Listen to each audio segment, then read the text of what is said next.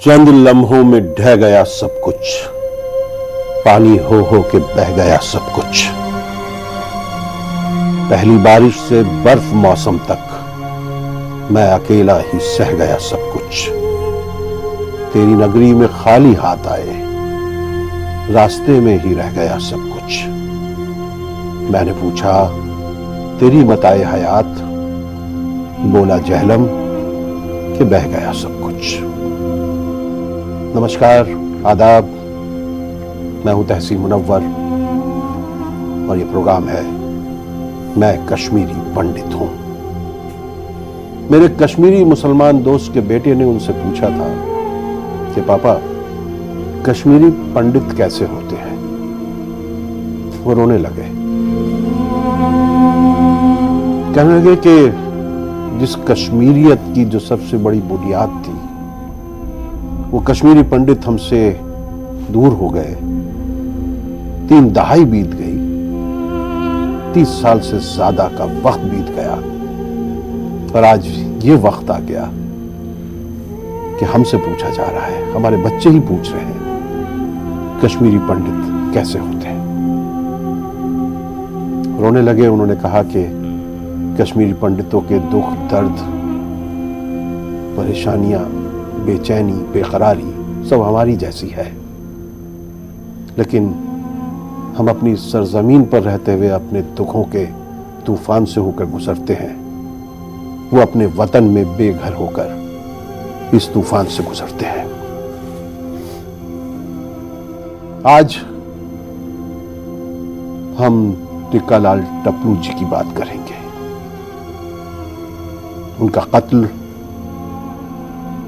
कश्मीर में दहशतगर्दी की तारीख का एक ऐसा सानिया है, एक ऐसा वाकया है जिसके बाद कश्मीर की पूरी तारीख बदल गई थी और आज तक उस तारीख को वापस उस मोड़ तक ले जाने वाला कोई भी नहीं है।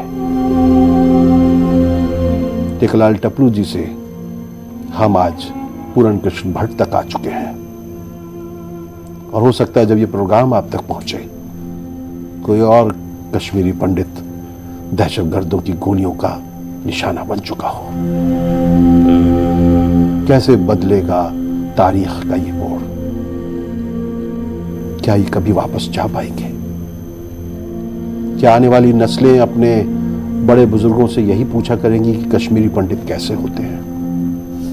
मैं मिलवाता हूं आपको, मेरे साथ हैं।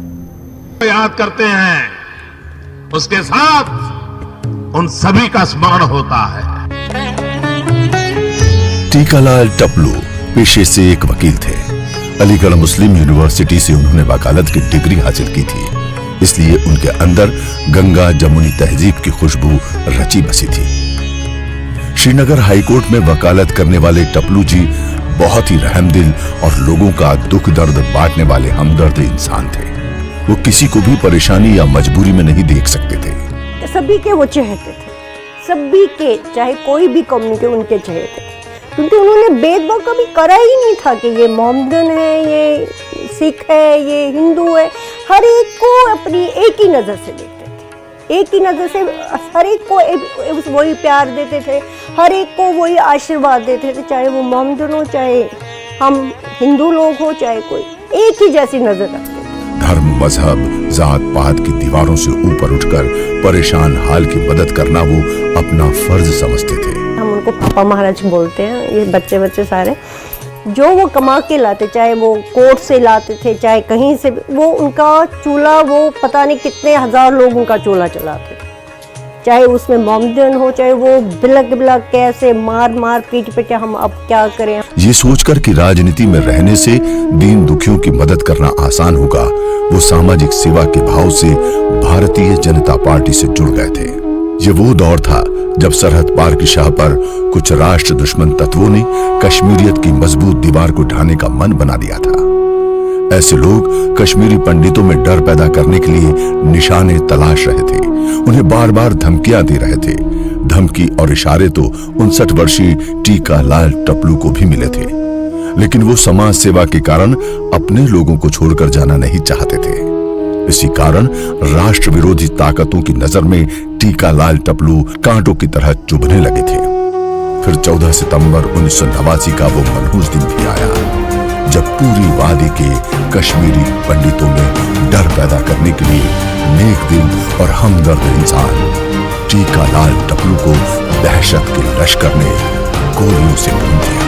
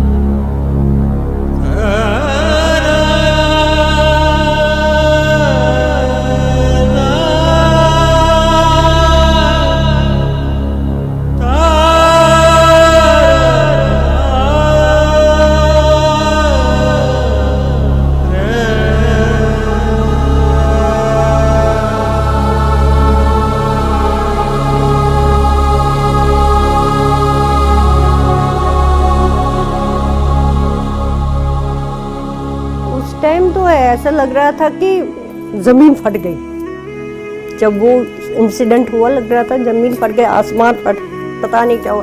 ये नहीं हम ही को खाली, मोमडन्स भी ऐसे रो के उनका बुरा हाल हो गया था। टीकालाल टपलू जो कई मुस्लिम लड़कियों की शादियां करवा चुके थे, जिन्होंने आतंक का शिकार होने से पहले एक रोती हुई बच्ची को चुप कराकर उसे कुछ रुपए मिठाई खाने को भी दिए थे, लेकिन सरहद पार के आकाओं के इशारे पर काम करने वाले दहशतगर्दों को यह मंजूर नहीं था कि कोई उनकी वार्निंग के बावजूद कश्मीर छोड़कर जाने से इनकार क्यों कर रहा है।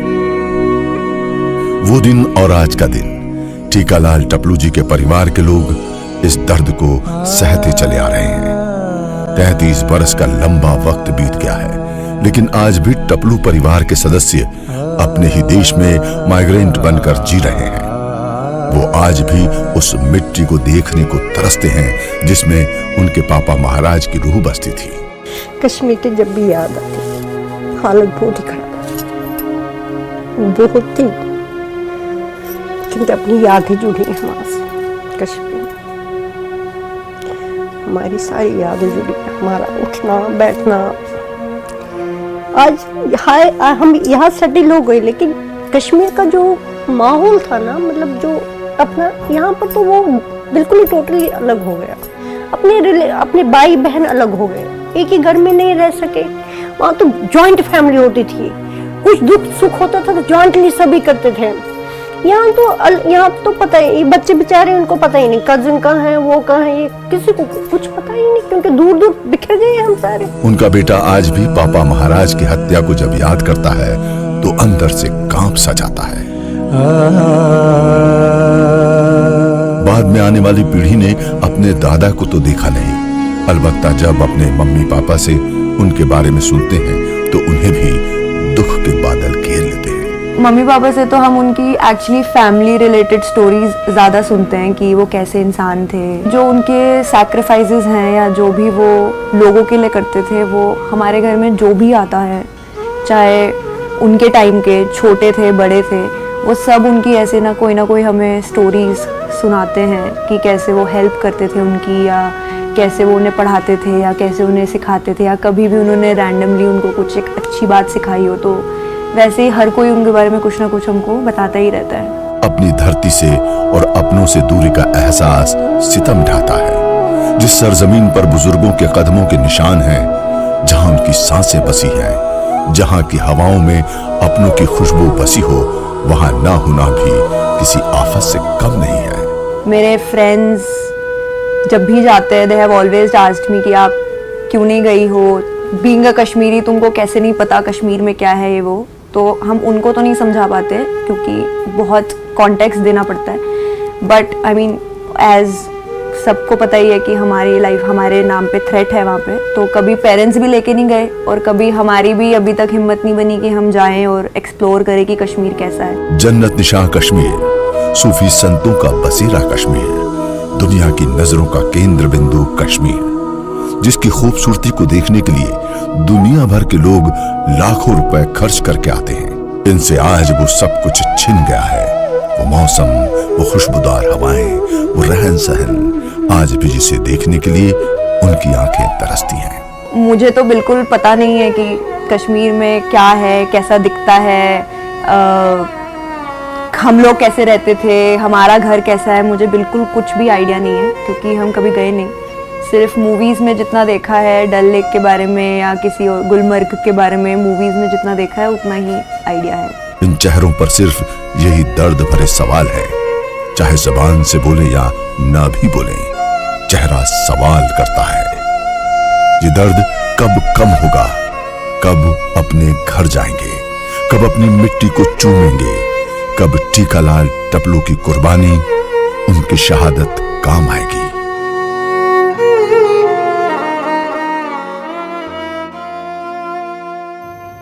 तुम राह में चुपचाप खड़े हो तो गए हो, किस किस को बताओगे कि घर क्यों नहीं जाते, क्यों नहीं जाते घर? जाना चाहते हैं, हमारा जन्म वहां हुआ है, हमारी मातृभूमि है, लेकिन कैसे जाएं? घर वाले जाने नहीं देते, ये सोचकर वापस आने का कोई ठिकाना नहीं है, कोई गारंटी नहीं है वापस आए आदमी। ये हालात है वहां के। लोग बुलाते हैं, दोस्त लोग याद करते हैं, मोहल्ले वाले भी बोलते हैं, बल्कि मेरे पिताजी क्योंकि इलेक्शन लड़ते थे, वहाँ गौ कदल का एक एरिया है, बहुत मुस्लिम आबादी है वहाँ की। वहाँ के लोगों के पास काफ़ी कहानियाँ हैं कि टीकालाल टपलू जी उनकी किस तरह से मदद करते थे।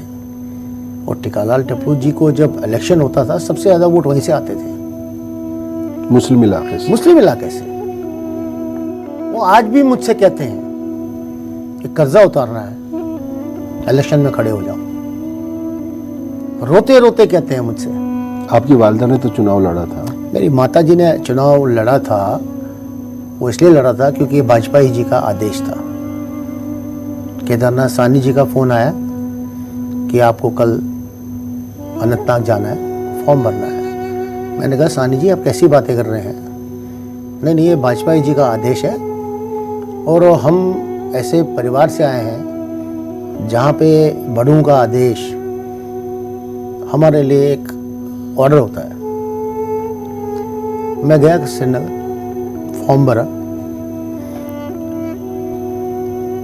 जिस पार्टी से माता जी ने इलेक्शन लड़ा, मैं तो हैरान हूं, वो भी इतिहास भूल जाते हैं। वाजपेयी जी का यह आदेश था कि हम ये दिखाना चाहते हैं वहां के लोगों को कि टीकालाल टपलू फैमिली डरी हुई नहीं है। अगर उन्होंने अपने परिवार के सदस्य का बलिदान दिया है तो लेकिन वो डरे हुए नहीं है, ये जवाब देना था। और उसी सरला जी, जो मेरी माता जी का नाम था, आज जम्मू कश्मीर के इतिहास में नेशनल कॉन्फ्रेंस या और दूसरी पार्टी को छोड़ के भाजपा को सबसे ज्यादा वोट मेरे माता जी को मिले, विच वेयर 40,000 वोट्स। बड़ी बात है। 40,000 वोट, लेकिन कोई भी पार्टी का व्यक्ति मालूम ही नहीं है, पढ़ा नहीं है कि उसके बारे में बात करें। ये थी वहाँ पे टीकालाल टपलू जी की एक्सेप्टेंस लोगों के बीच में, किसी भी समुदाय के थे। कहते हैं जब वहाँ हम लोगों से बात करते हैं तो वो बताते हैं कि टीकालाल टपलू जी बहुत ही हमदर्द थे। ख़ास तौर से अगर मोहल्ले में किसी की लड़की की शादी है और मुसलमान लड़की की शादी है तो वो उसमें बढ़ चढ़ कर हिस्सा लेते थे। अपने कोर्ट भी नहीं जाते थे उस दिन, और बिल्कुल जब तक लड़की को रुखसत नहीं कर लेते थे तब तक जो है वो उनका साथ देते थे, जैसे अपनी बेटी की शादी हो। और उनके इंतकाल के बाद, उनके कत्ल के बाद वो सब लोग जो थे वो बेसहारा हो गए। ये तो न्यूज़ चैनल के पास भी रील होगी, मेरे पास भी वो रील है, जिसमें कई महिलाएं जब टीकालाल टपलू जी की आखिरी दर्शन के लिए इनको शीतलनाथ में रखा हुआ था, कई मुस्लिम महिलाएं उन्हें राशन कार्ड फाड़े हैं, ऑन रिकॉर्ड है। उन्होंने चलाया अडवाणी जी के पास, अब हमारे लिए ये राशन कौन लाएगा। वो परिवार जो लोग थे, 7 लोग मुझे याद है जो रील में मैंने देखा, 7 ऐसा परिवार था जिनका राशन टिकालाल टपलू जी हर महीने देते थे। ऐसी कई लड़कियां हैं जिनके बारे में मुझे भी मालूम है। मैं कोई छोटा उस समय 8 या 10 साल का बच्चा नहीं था, मैं 21-22 साल का लड़का था। मैंने अपने आंखों से देखा हुआ क्या हुआ है वहाँ पे और क्या लोगों ने हमसे बताया। क्योंकि मेरी माता जी कमाती थी, वो हेडमिस्ट्रेस थी, रिटायर हुई एज ए हेडमिस्ट्रेस वो, तो उन्हीं की सैलरी से परिवार चलता था। पिताजी जो भी कमाते थे वो सोशल वर्क में काम करते रहते थे। इसीलिए उसी परंपरा को जीवित रखने के लिए हमने उनके नाम से टिकालाल टपलू फाउंडेशन जो है वही कार्य हम अभी भी करते रहते हैं। वो 14 सितंबर 1989 का जो मनहूस दिन है, उसको आप किस तरीके से याद करना चाहते हैं या नहीं करना चाहते हैं या भूल जाना चाहते हैं? देखिए, जहाँ तक टिकालाल जी की शख्सियत का सवाल है, वो एक अलग टाइप के व्यक्ति थे। उन्हें मालूम था मेरी हत्या होने वाली है, तभी तो माता जी को दिल्ली लेके आए। अब 12 सितंबर को तो एक वार्निंग तो उन्होंने दी, वार्निंग दी थी। काजी निसार ने, मैंने मेरे पास वो पत्र था, वो काजी निसार ने उनको चिट्ठी लिखी कि क्योंकि आप कश्मीरी मुसलमानों का भी काम करते हैं, अब उनके बीच में भी काफ़ी प्रिय हैं, इसलिए हम आपको मौका देते हैं, भाग जाइए यहाँ से और यहाँ पे भाषण देना बंद कीजिए, आर्टिकल 370 की बात करना बंद कीजिए, तो आप यहाँ से भाग जाइए, वरना फिर हमें आपको मारना पड़ेगा। ये उन्हें मालूम था वहाँ के लोगों को, आतंकवादियों को, कि जब तक टिकालाल टपलू जी जीवित हैं वो अपने कार्य में सफल नहीं हो पाएंगे। और ऐसा बहादुर व्यक्ति जो मेरी माता जी को दिल्ली छोड़ाया और मुझसे कहा कि ऐसा सब वाक्य हुआ है, मैंने बहुत समझाया, नहीं समझ पाए। एक ही चीज़ बोला उन्होंने, मैं पूरा जीवन अपने समाज के लिए जिया, सारी ज़िंदगी में लोगों की सेवा करते हुए बिताई है। तुम क्या चाहते हो, इस काजी निसार या आतंकवादियों ने जिन्होंने मुझे धमकी दी है, मैं उनके डर से भाग जाऊं? तुम्हें ये अच्छा लगेगा सुनने के लिए कि टिकालाल टपलू भगोड़ा हो गया? नहीं, मुझे जाना है, मैं उस फौज की तरह वहाँ पे लड़ने जाऊँगा। फौज तो सरहद पे लड़ती है, लेकिन अपने लोगों के लिए लड़ूंगा। तो जिस समाज के लिए लड़े, जिन अपने लोगों के लिए लड़े, उस समाज ने क्या दिया? देखिए, प्रश्न में से कई टीवी चैनल वाले पूछते हैं, उस समाज ने क्या दिया? समाज खुद उस वक्त एक ऐसे दौर से गुजर रहा था, उन्हें यह नहीं मालूम था मैंने सड़क पे सोना है, शाम को पानी पीने के लिए मिलेगा कि नहीं मिलेगा, चाहे वहाँ के करोड़पति हिंदू समाज के लोग थे। नहीं, मैं मुस्लिम समाज की, कश्मीरियत की जो बात कर रहा हूँ, जिन लोगों के लिए टिकालाल टपलू जी अपनी ज़िंदगी दे रहे थे, जिन लोगों के लिए वो अपनी पूरी कमाई लुटाते थे, जिनकी हमदर्दी में, जिनकी रहमदिली में। और मैंने तो ये भी सुना है कि वो अपने घर में ही बैठे हुए थे, उस दिन गए नहीं थे क्योंकि उनको धमकी तो थी ही। तो उन्होंने बाहर एक रोती हुई बच्ची को देखा तो वो बेचैन हो गए, उस बच्ची को रोते नहीं देख पाए, क्योंकि उनकी आदत थी कि जब भी जाते थे तो बच्चों को टॉफ़ी खिलाते थे और ये करते। तो बच्ची को रोते देखा तो वो बाहर आए तो उन्होंने उसकी माँ से पूछा कि इसकी क्या मसला है, तो उन्होंने बताया कि इसके स्कूल में कोई प्रोग्राम है शायद। क्या था ये वाक़या, क्या था?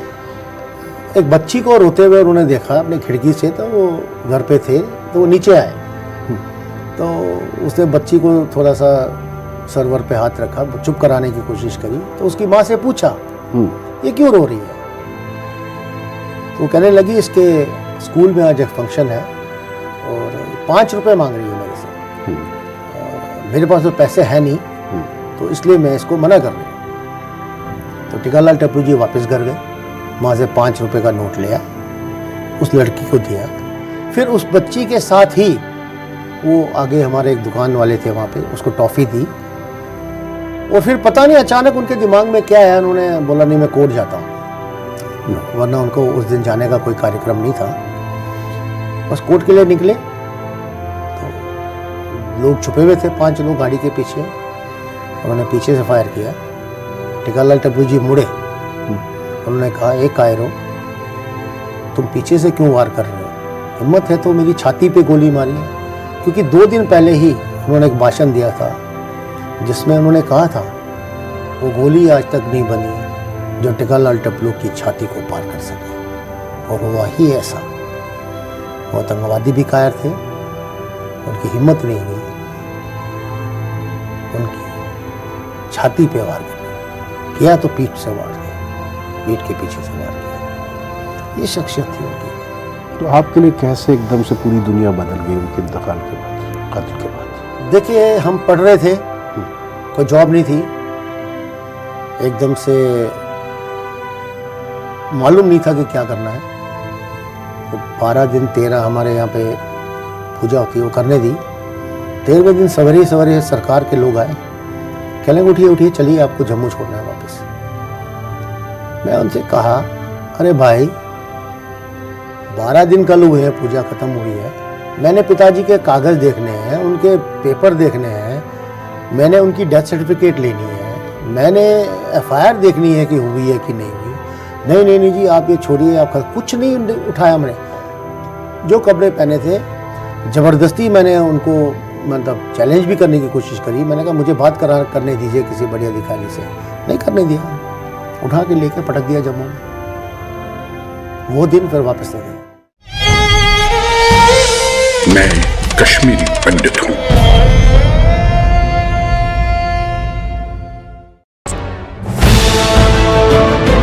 जल निकासी के लिए पाइप तो बिछाई गई थी, लेकिन वो भी देखरेख के अभाव के कारण बंद हो गई।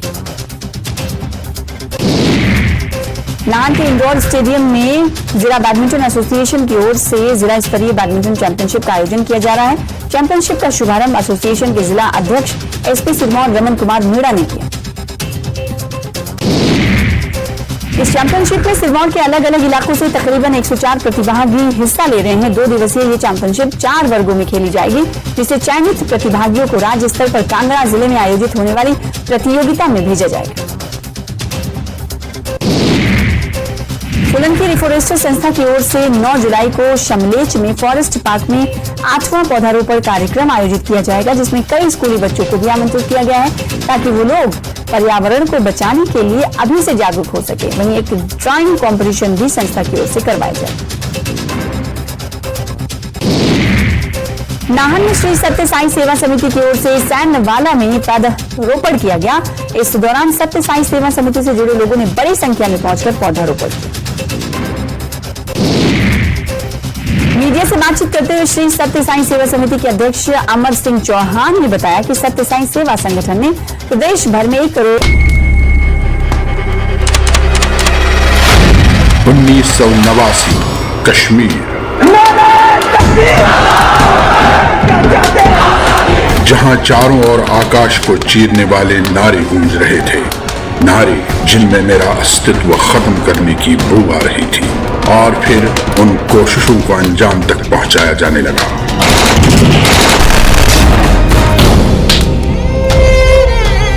मैं कानून को मानने वाला, नरम दिल, संवेदनशील व्यक्ति, रस्म और धर्म पर चलने वाला सभ्य और पढ़ा लिखा इंसान हूं।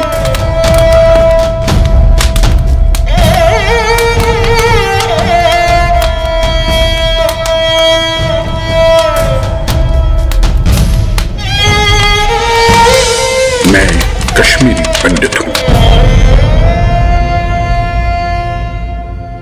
तो क्या टिकलाल टपलू जी के कत्ल के बाद, शहादत के बाद एकदम से जो वहाँ की कश्मीरी पंडित बरादरी थी उसके अंदर भी खौफ घर कर गया, और फिर उनको लगा कि जो लोग टिकलाल टपलू जैसे नेक इंसान को मार सकते हैं, वो कायर लोग, वो जो बुज़दिल लोग हैं, वो हम लोगों को भी जो है, इसका मतलब ये था कि टिकलाल टपलू को मारकर वो लोग खौफ फैलाना चाहते थे और उसमें कामयाब रहे। ये तो 1986 में ही, जब पहली बार उन्होंने 1986 में कोशिश किया, एक प्रयास किया, वो एक ट्रेलर था, तभी टिकालाल टपलू जी जीवित थे, वो उसमें सफल नहीं हुए। देश में सरकार कांग्रेस की थी, YB चौहान थे उस समय होम मिनिस्टर, मुझे याद है। तो वो दूरदर्शन पर दिखाया गया था, टिकालाल जी ने उनका कॉलर पकड़ा था, कहा ये गलत मैसेज क्यों देते हो केंद्र सरकार को? यहाँ के हालात ठीक नहीं है। नहीं सुना उस समय की सरकार ने, अनदेखी कर दी कांग्रेस ने। अगर उन्होंने उस समय कदम उठाए होते तो आज कश्मीर का हालात इससे शायद नहीं होते, लेकिन नहीं माने वो। और क्योंकि टीकालाल टप्पू जी जीवित थे, वो 86 में सफल नहीं हुए। प्रेमनाथ भट्ट जी जीवित थे, जिनकी हत्या बाद में कर दी थी। ऐसे कई हमारे समाज के ऐसे व्यक्ति थे जो जीवित थे, लेकिन 1989 में इसलिए पहले टीकालाल टप्पू जी की हत्या इन्होंने कर दी। उन्हें मालूम था जब तक ये जीवित रहेंगे हम अपने काम में सफल नहीं हो पाएंगे। अब आज की जो नस्ल है कश्मीर की, जो मुस्लिम नौजवान है वहाँ के कश्मीरी, तो उनको अलग अलग तरह से ना जाने क्या क्या कहानियाँ सुनाई गई होंगी, क्या क्या बातें बताई गई होंगी। जिस तरह कि कश्मीरी पंडितों को लेकर के कैसे गए, क्यों गए, तो क्या उन तक सच पहुंचाने में हम लोग कामयाब हो पाए हैं कि कश्मीरी पंडितों के साथ क्या क्या ज़्यादतियाँ हुई हैं, या वो जानते नहीं हैं, या वो जानकर भी अनजान बनते हैं? नहीं, मेरा इसमें ये सोचना है, पूरा सच उन्हें मालूम नहीं है, सही चीज़ें उन्हें बताई नहीं गई है। कश्मीरी पंडित एक ऐसा वर्ग था वहाँ पे जिसकी बदौलत कश्मीरी मुस्लिम पढ़ पाए। शिक्षा जो थे, जो टीचर्स थे, वो कश्मीरी हिंदू ही थे। कुछ लोगों ने उसको बाद में पछताया होगा कि भाई जो हमें शिक्षा दे रहे थे वही नहीं आ रहे हैं, उनके बच्चों का फ्यूचर क्या हुआ। मैं तो ये भी समझता हूँ कि जो 1990 में सारे कश्मीरी पंडित समाज निकला, जो कश्मीरी मुस्लिम अनपढ़ रहा, आतंकवाद में घुसा, वो एक जो उनको शिक्षा नहीं मिल पाई उनके बच्चों को, वो भी एक कारण है। कश्मीरी मुस्लिम जो यूथ है, कुछ परसेंटेज तो अब जाग गया है, लेकिन वो परसेंटेज बहुत कम है। वो परसेंटेज को लाखों की संख्या में आने की आवश्यकता है। हाँ, कश्मीर का एक मिजाज रहा है कि कोई भी वाक़या हुआ जैसे, तो कश्मीरी समाज जो था वो सड़कों पर आता था और एहतजाज करता था, एजिटेशन करता था, आंदोलन करता था, अपना दुख दर्द जो है सड़क पर उतर कर जो है बताता था। लेकिन हम ये देखते चले आ रहे हैं पिछले 32-33 वर्षों में, हमने यही देखा है कि जब भी किसी कश्मीरी पंडित का कत्ल होता है तो उसके बाद उसकी मजम्मत की जाती है, उसको क्रिटिसाइज़ किया जाता है, कंडेम किया जाता है, लेकिन उस प्रकार से लोग सड़क पर नहीं आते। इक्का दुक्का लोग कभी कभी मोमबत्ती लेके अब निकलने लगे हैं, लेकिन जिस प्रकार से समाज को सड़क पर आना चाहिए तो वो नहीं आ पा रहे हैं। तो क्या खौफ में नहीं आ रहे हैं, या उनके अंदर वो ऊर्जा ही नहीं है? ये खौफ, अगर हम आज भी ये बात करें कि उनके अंदर खौफ है, ये गलत होगा। वो नहीं निकलना चाहते। हकीकत अभी भी ये है, भारत सरकार जो मर्जी कुछ कहे, लेकिन ग्राउंड रियलिटी ये है, अभी भी मुस्लिम समाज दिल से ये नहीं चाहता है कि कश्मीरी पंडित वापस आए या बसे। जिस दिन वो किसी भी किलिंग पे लाखों की तादाद में कश्मीर पे सड़कों पे निकलेंगे, उस आतंकवाद के खिलाफ नारे लगाएंगे, उस दिन मेरे आप ये समझ लेना कि कश्मीरी मुसलमान दिल से चाहता है कि कश्मीरी पंडित अब कश्मीर वापस आए। हाँ, ज़बानी जमा खर्च से अब कुछ नहीं होगा। ज़बानी खर्चा से कुछ नहीं होगा, ये एक फॉर्मेलिटी है।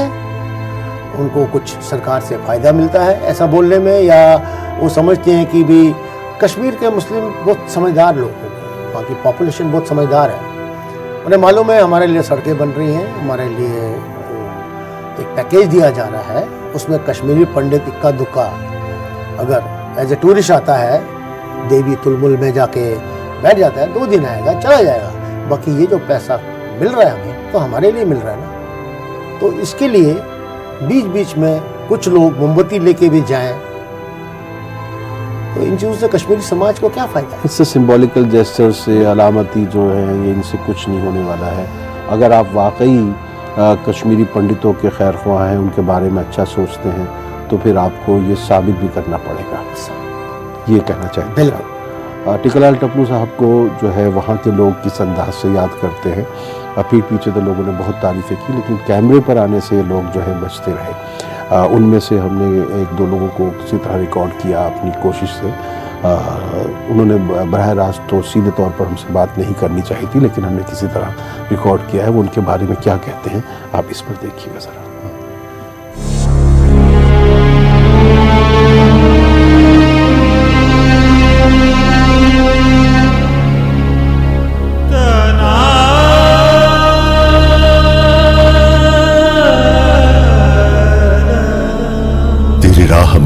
पर अपनी शाम की आहट।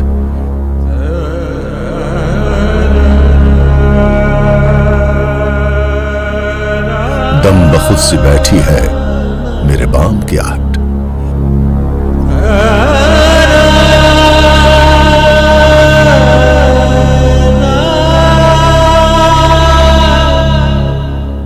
ये वही गलियां हैं जहां टीकालाल टपलू की आत्मा आज भी अमन और शांति को तलाश करती होगी। इन गली कूचों में आज भी टीकालाल कैमरे के पीछे हर दर्द को बयां करते हैं। टीकालाल टपलू आज भी यहाँ के लोगों की यादों में है।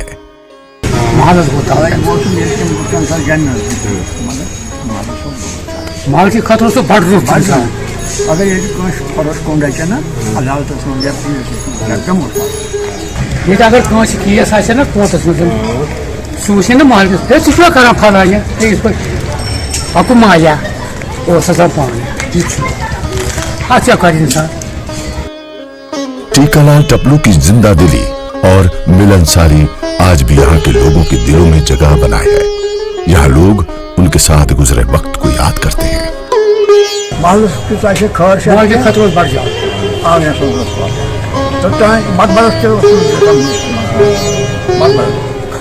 खानदार मुसलमान खास कर तो कोई खानदार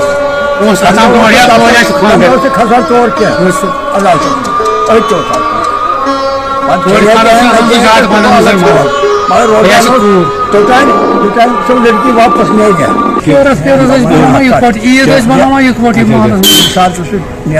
अदालत दुकानदार आसान जैसे शुरू आसान गिना बजबो चोरी उनकी अन्य सूच बहुत आता ये सर्टिफिकेट बड़े मुसलमान शामिल होती है ये सुख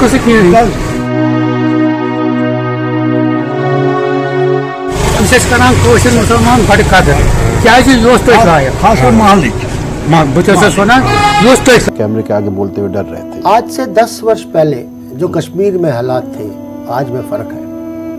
आज कश्मीर में भले ही चाहे 10 आवाजें उठ रही हैं, अपने भाई और बहनों की आवाजें उठने लग गई हैं जो बिल्कुल खामोश थी। मुझे उम्मीद है आज 10 उठी हैं, कल 50 उठेंगी। एक दिन ऐसा जरूर आएगा कि आवाज लाखों की संख्या में भी आएगी। आपकी वापसी में क्या वो लोग भी रुकावट होंगे जिन्होंने आप लोगों के बागों पे कब्जे कर लिए, आप लोगों की ज़मीनों पे कब्जे कर लिए? देखिए ये तो देश की सरकार का हमने लिख के भी दिया हुआ है, उनकी जिम्मेदारी है कि मेरा जो काजीगुंड में बाग है या मेरा होकुर में एक दान की ज़मीन है, इवन मेरा जो हब्बा गदल में मकान है वो मुझे कैसे वापस देना है, उसकी सुरक्षा की जिम्मेदारी वैसे ही सरकार की थी। तो सरकार अभी खामोश है। सरकार हर कश्मीरी पंडित को सुरक्षा दे पाएगी आपको लगता है? हम सुरक्षा नहीं मांग रहे सरकार से। कश्मीरी पंडित ये नहीं कह रहा है कि हर एक व्यक्ति के पीछे गनमैन खड़ा करें। आप हालात तो वहाँ के ठीक कीजिए। क्या एक आपको लगता है कि ये मुश्किल है वहाँ से आतंकवाद को खत्म करना? 4 लाख आर्मी है वहाँ पे सर। ज़्यादा से ज़्यादा वहाँ पे कितने मकान होंगे? ज़्यादा से ज़्यादा 15 लाख मकान होंगे। एक मकान में 8-8 लोग रहते हैं। क्या पॉपुलेशन है? कितने मकान होंगे? 8 लाख। आर्मी कितनी? 1 लाख आर्मी को सर्च ऑपरेशन करने के लिए बोला जाए और एक दिन में 8-8 मकानों का सर्च करा जाए, क्या एम्युनिशन बाहर नहीं आएगा? इच्छा शक्ति नहीं है। कश्मीर को ठीक करना कोई मुश्किल काम नहीं है। और जो सरहद पार से जो आतंकवाद को बढ़ावा दे रही है जो सरकार है सरहद पार की पाकिस्तान की, तो उसको किस तरह से काबू किया जाए? देखिए वो काबू करना इस देश का काम है, हमारे फौजियों का काम है, कर रहे हैं। कब तक पाकिस्तान लड़ता रहेगा? भीख मांगने पे तो आ ही गया है। और 2 साल और 3 साल पाकिस्तान नफरतों से तबाह कर दे। नफरतों से हमारे देश को, इस भारत को चोट नहीं पहुंचा रहा है, वो अपने आप को बर्बाद कर दिया और कर भी दिया उसने अपने आप को बर्बाद। ये बात कश्मीरी अवाम को, मुस्लिम समाज को, कश्मीर के और ये जो नौजवान हैं जो भटक जाते हैं उनको कब समझ में आएगी? उन्हें समझ में आती है। अगर आप कश्मीर में हर एक मुस्लिम्स को बोलोगे ना वोट देने के लिए कि आप पाकिस्तान जाना चाहते हो या हिंदुस्तान के साथ रहना चाहते हो, एक भी व्यक्ति नहीं चाहे, कौन चाहेगा पाकिस्तान जाना, कौन चाहेगा ऐसी स्ट्रॉन्ग इंडियन कंट्री को जहाँ सड़कें हैं, सब कुछ है। ये तो एक सपने दिखाए कुछ लोगों के, कुछ चंद लोग बचे हैं अभी भी जिनको सपना दिखाया है। जैसे 1990 में उनको बताया गया था कश्मीरी पंडितों को बाहर निकाल दो, आप अगले दिन आज़ाद हो गए, अगले शनिवार को आप आज़ाद हो गए। वो सपने दिखाए गए थे। झूठ और फरेब में अब कश्मीरी मुसलमान समझता है। लेकिन मैं दोबारा आपसे कहूँगा, जिस दिन कश्मीरी मुसलमान किसी भी किलिंग, शुपिया में किलिंग हुई, क्या शुपिया के गाँव का फ़र्ज़ नहीं था उसके पीछे एक जुलूस निकालना और एक मैसेज, स्ट्रॉन्ग मैसेज देना उन आतंकवादियों को, ऐसे लोगों को? शोपियां में ही चौधरी कुंड में जो एक आखिरी कश्मीरी पंडित महिला थी डॉली कुमारी, वो भी वो छोड़कर वापस आ गई, जम्मू आ गई है। बिल्कुल कहती है कि वापस जाऊंगी। ये वापस जाएंगे, लेकिन अनफॉर्चुनेटली मैंने आपसे क्या कहा, न हमसे कोई मिल रहा है, न हमसे कोई पूछ रहा है, न हमारे दर्द को कोई समझ रहा है। इंतज़ार कर रहे हैं कब तक खामोश रहेंगे। कभी न कभी तो हमारे दर्द को समझने का प्रयास करेगी कोई भी सरकार, और हमें मोदी जी से पूरी उम्मीद है। हम देशभक्त हैं, हम अभी भी हजारों के संख्या में अपने आप को कुर्बान करने के लिए तैयार हैं, लेकिन उस कुर्बानी का कम से कम एक शब्द तो बोले। हम उस कश्मीर, जो भारत का सर है, कश्मीरी पंडितों ने इतना खून दिया, अपना इतना बलिदान दिया है, उस बलिदान को कम से कम समझो तो सही। हमारे जेनोसाइड को एक्सेप्ट तो करो सही, ये मानो तो सही कि कश्मीरी पंडितों ने जो खून दिया वहाँ पे, उसका बलिदान जो है, उसको कम से कम ये तो मानो। जब हम आज़ादी की सालगिरह मना रहे होते हैं तब सुनील कुमार को गोली मार दी जाती है, ऐसे ही। और फिर ये अभी जो है पूरन कृष्ण भट्ट को मार दिया है, किसी और को भी मार देंगे वो। इससे क्या आपके जख्म फिर से हरे हो जाते हैं? मरहम तो आपको मिला नहीं अब तक। देखिए, मरहम तो मिला नहीं अभी तक, जख्म हमेशा ताज़े होते रहते हैं। एक ऐसा परिवार, इस देश की सरकार को समझना पड़ेगा। शोपियान एक बहुत एक एटम बॉम्ब की तरह काम कर गया भारत के देश के लिए। सबसे ज़्यादा वाक़यात वहीं हो रहे हैं। आप ये समझिए कि शोपियां में जो कश्मीरी पंडित फैमिली इस डर के माहौल में भी एक तरीके से वो ये देख के वहाँ रह रहे थे कि हम देश का जो हमारा सर है कश्मीर, उसको जीवित रखने के लिए कश्मीरी पंडित का वहाँ रहना आवश्यक है।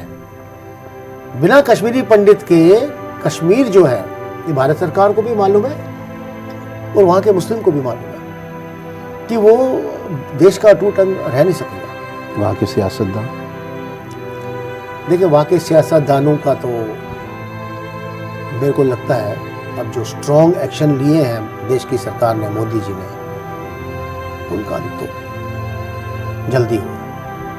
वो उस तरह से नहीं कर पाएंगे, मनमानी नहीं कर पाएंगे जैसे वो पहले कर रहे थे। वापस कैसे जाएंगे? सवाल फिर भी वही है इन सब के बीच, क्योंकि 33 साल से देखिए, मैं पीक मिलिटेंसी पीरियड में 90 से 96 के बीच में कश्मीर में रहा हूँ।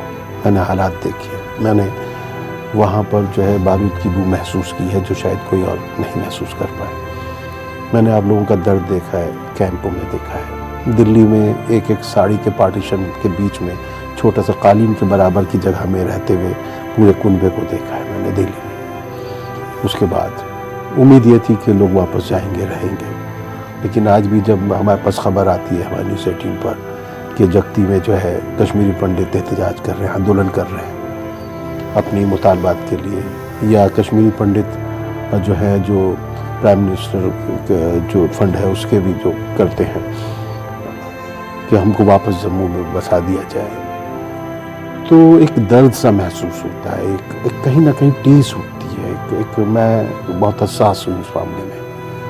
तो जब मैं आपके दर्द को महसूस करने की कोशिश करता हूँ तो मुझे लगता है कि आपकी सुनी नहीं जा रही है। आप लोग बहुत तकलीफ़ में हैं, आप लोग बहुत दुख में हैं। और फिर उसके बाद लोग सोचते हैं कश्मीरी पंडित कैसे हैं, क्या है, उनको ये मालूम ही नहीं है। नई जनरेशन को, नए बच्चों को, वो सोचते होंगे कि इनकी जो पूरी हाव भाव है कुछ अलग किस्म के होंगे, ये लोग, इनके सर पे सींग होगा, क्या होगा। तो इस तरह के दर्द जो है तड़पाते नहीं हैं क्या? बिल्कुल तड़पाते हैं।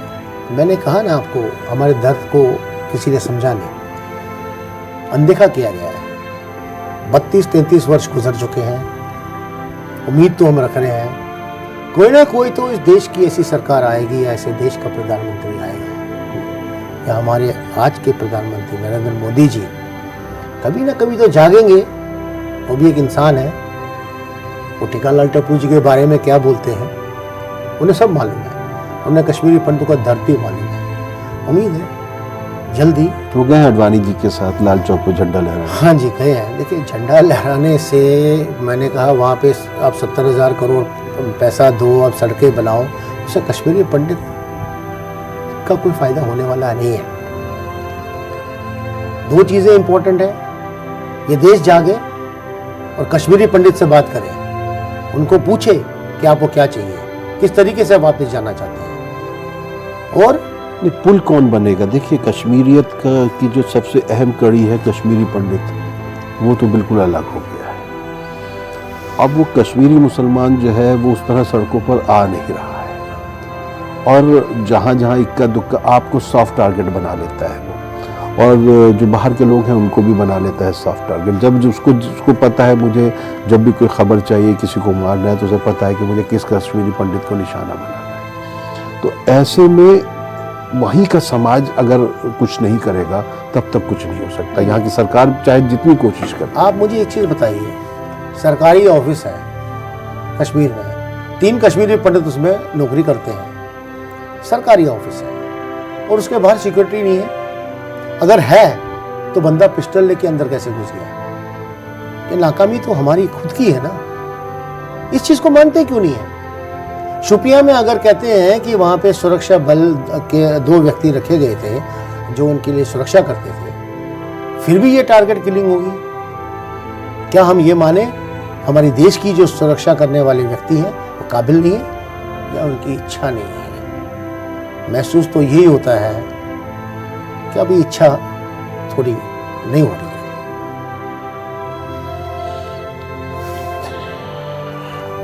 बहुत अफसोस होता है, लेकिन हिम्मत नहीं आ रही। आपको लगता है कोई टाइम फ्रेम कि आप इस साल चले जाएंगे वहाँ कश्मीर वापस अपने घरों में? देखिए अगर कश्मीर के समाज या